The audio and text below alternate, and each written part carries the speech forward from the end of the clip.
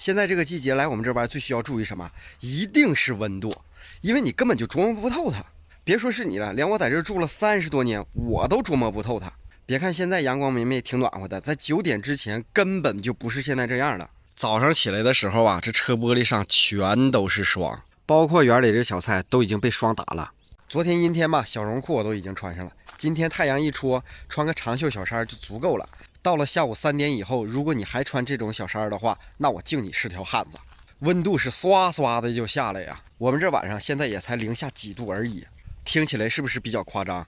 很多地方还在吹着空调呢吧？很多朋友说我们这儿没有夏天，其实真正热的时候也就那么几天而已，根本就用不着空调，能有一个风扇都是对它的一种尊重了。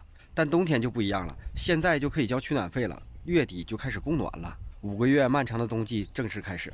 忙完10月份进11月份就开始下雪，我们这儿正式进入猫冬生活，喝酒聊天串门，早上6点多才亮，晚上3点天就黑了。其实一天的时间过得还挺快的。